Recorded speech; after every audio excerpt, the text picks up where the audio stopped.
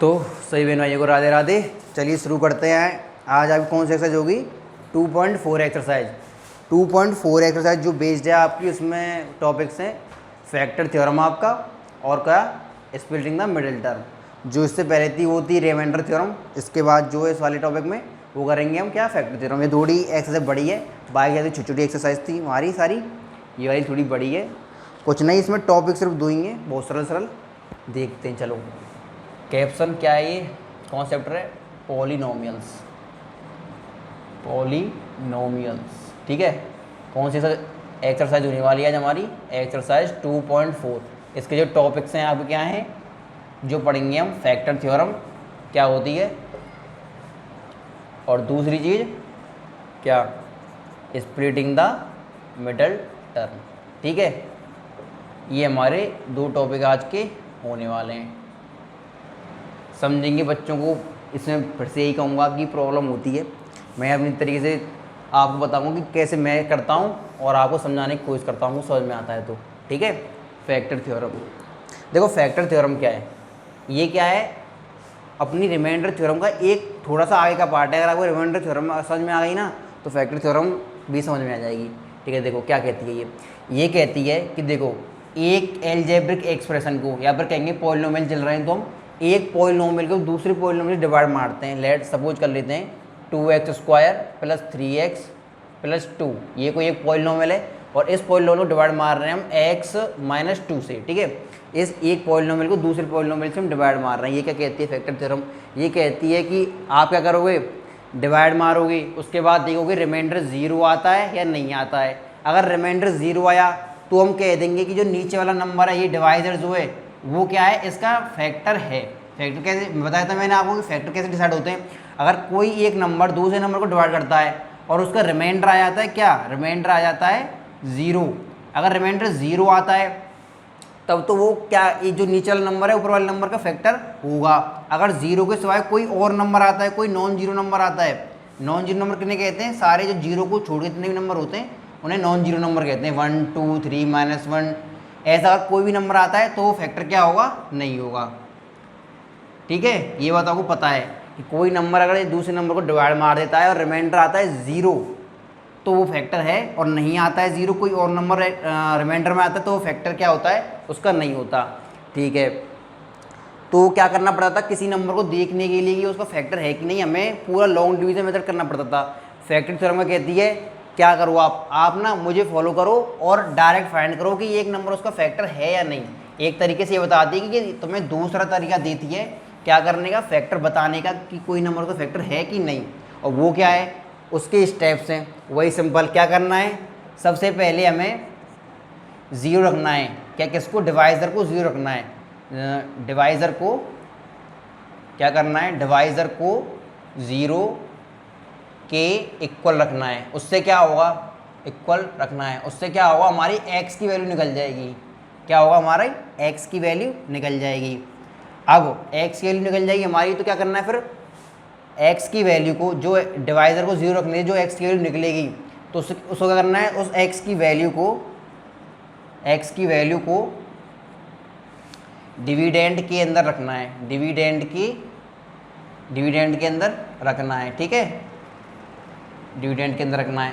फिर क्या होगा, फिर दो केस होंगे। फिर क्या होंगे आपके, दो केस होंगे। या तो रिमाइंडर 0 आएगा, सॉरी रिमाइंडर नहीं, जो आंसर आएगा जो रखने के बाद x की वैल्यू को, क्या, या तो वो 0 आएगा रखने के बाद पूरे आंसर 0, या फिर 0 नहीं आएगा, कुछ और नंबर आएगा।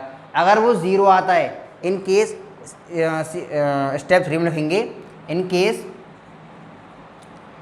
अगर आंसर 0 आता है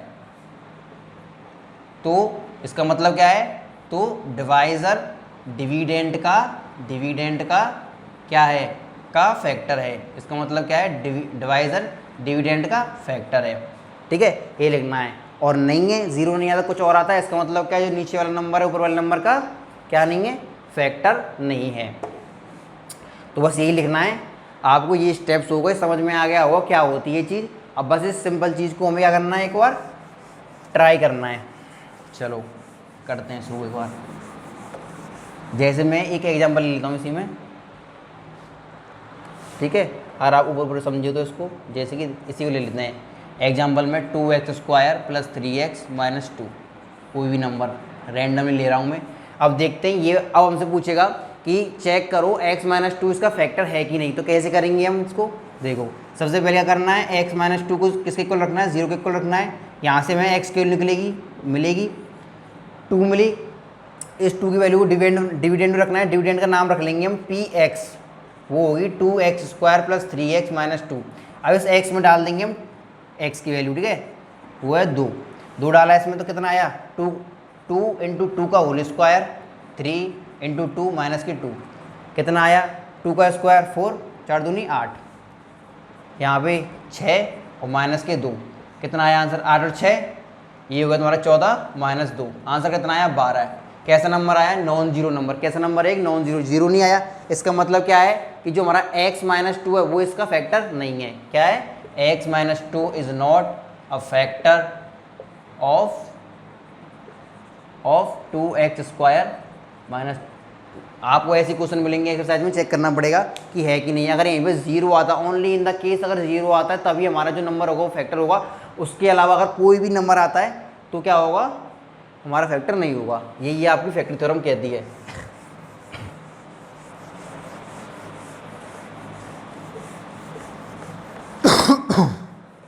सॉरी, ये कितनी बीमारियाँ चल रही हैं। सेकंड क्या है हमारा, स्प्लिटिंग द मिडल टर्म। इसको समझो आप, बच्चों को दिक्कत होती है इसमें ना। अभी एक बार मैं समझाऊंगा, पर बताना अभी भी प्रॉब्लम है कि नहीं। स्प्लिटिंग द मिडल टर्म, देखो ये है क्या, सबसे पहले तो समझो कि ये है एक मेथड। किस चीज़ का मेथड, एक जो मेथड होते हैं सॉल्व करते हैं किसी किसी प्रॉब्लम को, ये क्या सॉल्व करता है। देखो भाई, स्प्लिटिंग द मिडल टर्म एक मेथड है किस चीज़ का, फैक्टर्स निकालने का, किसी भी चीज़ के फैक्टर्स निकालने का। देखो मान लो मैं 6 के फैक्टर्स निकालने थे, ठीक है, छोटी क्लासेस में, तो हमें सिखाया गया क्या, प्राइम फैक्टराइजेशन मेथड। क्या, प्राइम फैक्टराइजेशन मेथड, ये एक मेथड था।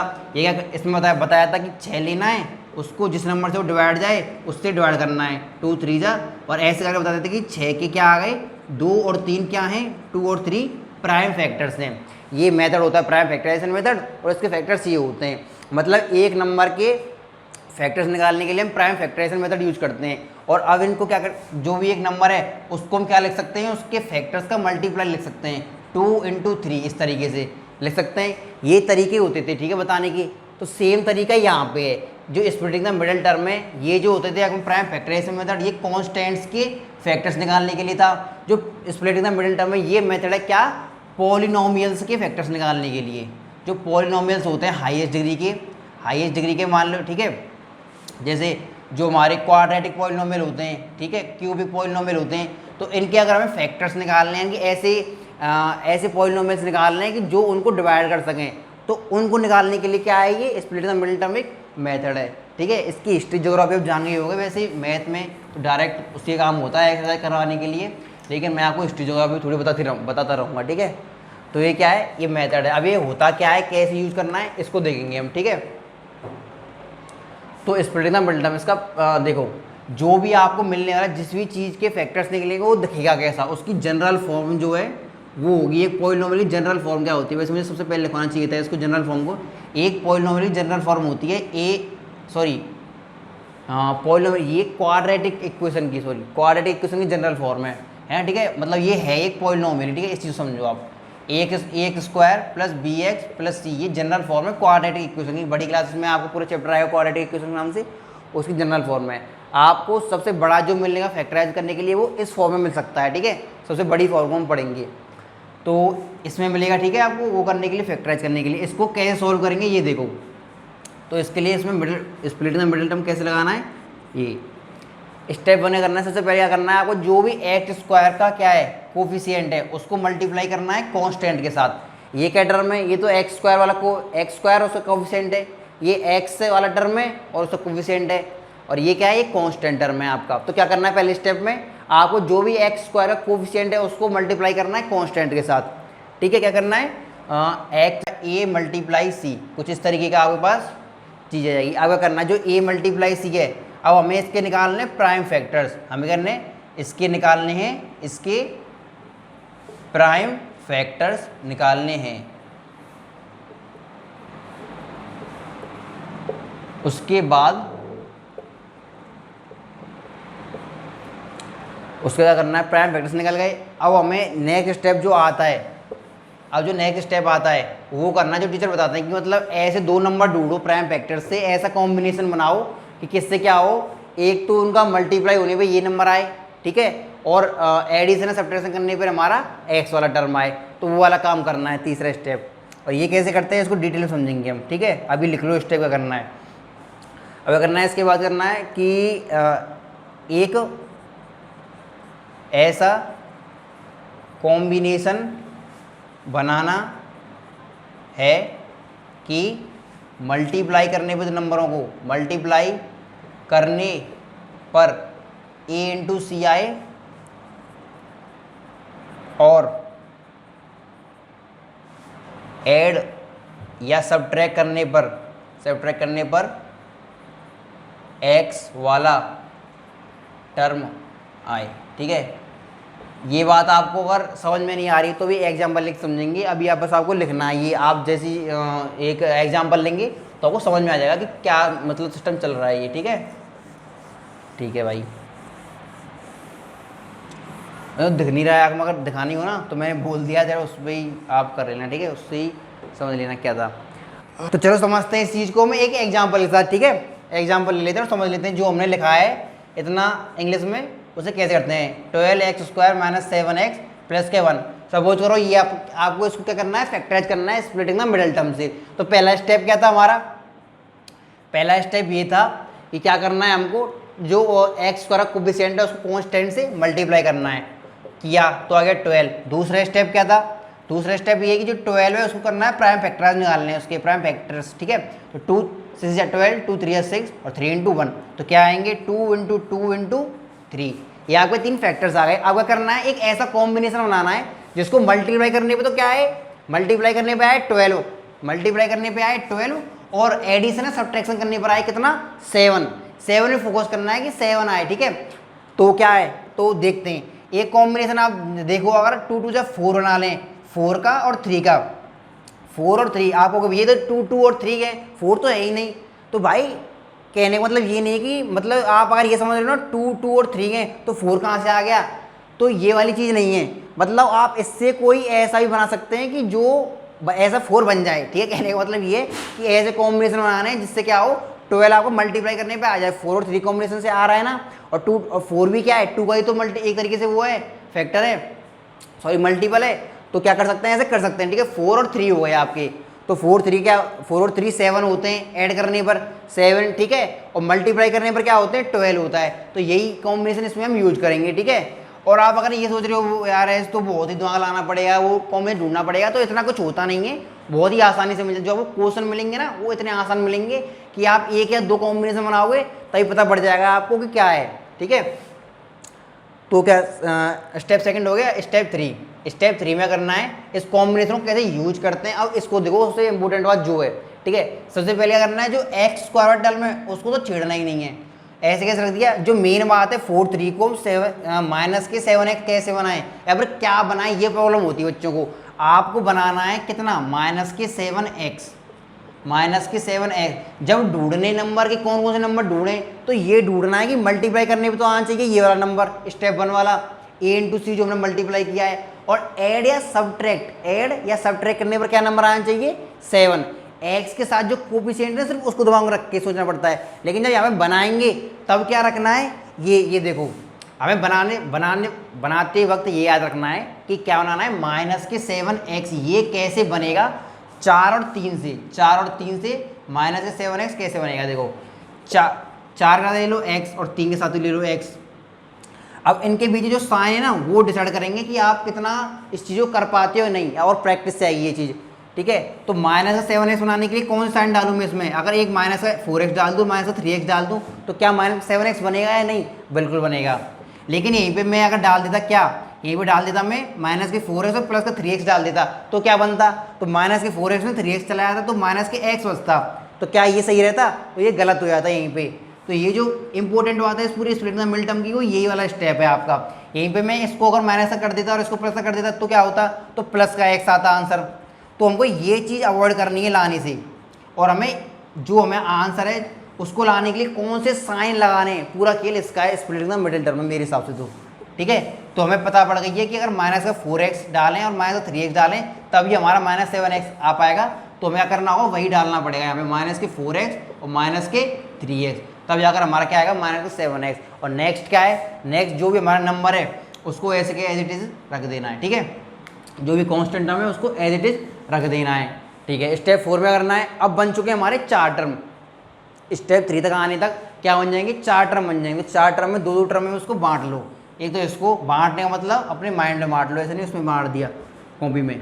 ठीक है, क्या करना है अब लेने कॉमन, कि कॉमन लेने आप में कितना जानते हो आप कॉमन कैसे लेते हैं। ठीक है, सबसे पहले कोई 2 टर्म में से अगर कॉमन लेना है तो देखो कांस्टेंट कौन सा कॉमन आ रहा है, ये 12 है, ये 4 है, क्या आ सकता है, 4 कॉमन आ सकता है।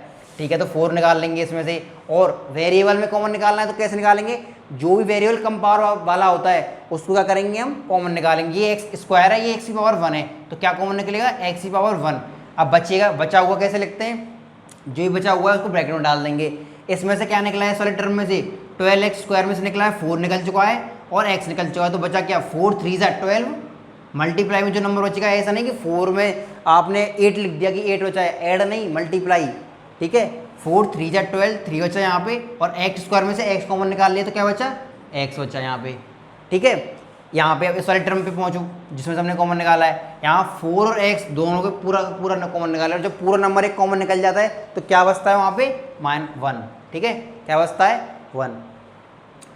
तो इतना जो लिखा है हमने, इसने क्या कर दिया, इसका काम खत्म कर दिया। अब आए इस वाले टर्म पे, इसमें क्या करना है, इसमें क्या कॉमन निकालेंगे भैया, देखो ये तो माइनस का 3x है, ये प्लस का 1 है, कुछ कॉमन ही नहीं है इनमें तो। ठीक है, तो देखो भाई, जिसके पास कुछ कॉमन नहीं होता है उसके पास 1 कॉमन होता है। क्या होता है, कॉमन 1। यानी क्या कह रहे हो आप कि माइनस के 3x + 1 ये लिखा हुआ है ना, तो +1 को थोड़ा दूर लिख दो। ठीक है, क्या है, क्या माइनस के 3x को मैं ऐसे लिख सकता हूँ, माइनस के 3x मल्टीप्लाई में 1 लिख सकते हैं भैया। तो यहाँ से अब 1 कॉमन निकाल लेंगे, क्या 1 कॉमन निकाल लेंगे। तो 1 किसका कॉमन निकाले, प्लस का है माइनस का, उसको बाद में देखेंगे। ठीक है, ये चीज़ें फिर से इंपॉर्टेंट ध्यान रखनी है स्प्लिट द मिडिल टर्म में। इसीलिए ये चीज़ जो छोटी छोटी चीज़ें होती है ना, वो यही दिक्कत देती हैं। ठीक है, क्या करना है, माइनस को सामने रखेंगे, बाद में लिखेंगे, पहले 1 को कॉमन निकाल लो। 1 निकाल लिया कॉमन, ठीक है। अब क्या करना है, 1 कॉमन है, इसमें से 1 कॉमन गया, क्या बचा, 3x, किसका, माइनस का 3x। 3x लिखो पहले। ठीक है, 3x लिख लिया हमने। उसके बाद क्या करना है, उसके बाद 3x, और यहाँ पे क्या बचा, यहाँ से 1 निकाला तो यहाँ पे भी 1 बचा। ये चलो इसको माइनस का लिख लो। ठीक है, माइनस का 3x, और यहाँ क्या बचा इसको वरना ना साइन को बाद में लिखना, मेरे मानो तो साइन को बाद में लिखना, 3x, और यहाँ से क्या बचा, यहाँ बचा 1। अब लगाएंगे हम साइन। साइन कैसे लगाएंगे, देखो जो भी साइन यहाँ पे लगाना है हमको, वो कौन सा लगाना होगा, जो यहाँ पे होगा। ठीक है, जो होगा यहाँ पे हम वो साइन लगाएंगे इनके बीच में जो यहाँ पे होगा, तो वो लगा दिया हमने माइनस का। अब देखो इसको क्या करने के लिए, बैलेंस करने के लिए कैसे, अब यहाँ जो ये साइन होगा ये डिसाइड करेगा यहाँ पे कौन सा साइन आएगा। ठीक है, ये वाला देखो, अब मैं यहाँ पे कौन सा साइन लगाऊं कि मल्टीप्लाई करने, जो अगर मैं इसको मल्टीप्लाई करने लग गया तो फिर से ये चीज़ आए, तो यहाँ पे इसको देखते हुए हमें पता पड़ेगी कि हमें प्लस का साइन लगाना है। कैसे, अगर प्लस का 1 मल्टीप्लाई करेंगे 3x में तो क्या होगा, देखो प्लस का 3x होगा। यहीं पे गलती कर दी ना मैंने, प्लस का 1 का अगर मल्टीप्लाई होगा 3x से तो क्या आएगा, माइनस का 3x तो आएगा ही नहीं, प्लस का 3x आएगा। इसका मतलब क्या है, यहाँ पे आएगा आपका माइनस का साइन। ठीक है, ये सब पता पड़ जाएगी, माइनस का साइन आएगा यहाँ पे। अब देखो माइनस के 1 का मल्टीप्लाई अगर मैं 3x में करता हूँ तो माइनस के 3x आंसर आएगा। ठीक है, लेकिन पहले अगर करता हूँ मैं प्लस का लगाने के बाद तो प्लस का 3x आंसर आता है, लेकिन आंसर क्या था, माइनस का 3x। कन्फ्यूज तो नहीं हो रहे मेरी बातों से। ठीक है, कन्फ्यूज मत होना। कहने का मतलब ये है, साइन यहाँ पे देखो, यहाँ पे वो वाला साइन लगाना है जो यहाँ पे होगा, पता पड़ेगी सारी साइन की। ठीक है, अब यहाँ पे कौन सा साइन लगाना है, यहाँ पे वो साइन लगाना है कि अगर मैं इसको इससे मल्टीप्लाई करूँ तो क्या आना चाहिए, माइनस का 3x ही आना चाहिए। ठीक है, ये है मेन बात। तो वो चीज़ कैसे होगी, वो चीज़ होगी माइनस का साइन लगाने से। माइनस का 1 मल्टीप्लाई करो 3x में, माइनस 3x आएगा। माइनस के 1 का मल्टीप्लाई करो माइनस के 1 से तो प्लस का 1 आएगा। ये वाली चीज़ थोड़ी कन्फ्यूज भी है। ठीक है, और आपको सीखनी पड़ेगी। ठीक है, थोड़ा शांति सीखो इस चीज़ को, एक बार माइंड में फिर से घुमाओ तो क्या होगी, आपको समझ में आ जाएगी। अब क्या करना है, नेक्स्ट स्टेप क्या करना है कि जो कॉमन चीज़ देखो 4x × 3x - 1 माइनस के 1 × 3x - 1। अब ये भी एक टर्म बन गया और ये वाला एक टर्म बन गया। अब इन दोनों में से कॉमन निकालेंगे तो क्या कॉमन निकलेगा, 3x माइनस वन, ये पूरा का पूरा एक कॉमन टर्म है, 3x माइनस वन एक आ जाएगा, और क्या बचेगा, यहाँ बचा 4x, बची चीज़ को ब्रैकेट में लिख देंगे 4x माइनस का 1 और माइनस का 1। तो ये क्या हुआ आपका, हमने 12x square minus 7x plus 1 इस पोलिनोमियल का फैक्टर्स निकाले, दो फैक्टर्स निकाले हमने, 3x माइनस वन और 4x माइनस वन। इस तरीके से ये तरीका होता है निकालने का फैक्टर्स। बहुत ही बेकार मेथड है ये, मतलब एक तरीके से बेकार तो नहीं है पर समझने में बेकार लगता है, आता नहीं आंसर तो ये तरीका है आपका निकालने का। ये आपके फैक्टर्स हैं, ये ऐसे फैक्टर्स हैं, अगर इनसे किसी एक से भी डिवाइड मारोगे ना इसको तो आंसर क्या आने वाला है आपका, रिमाइंडर 0 ही आएगा।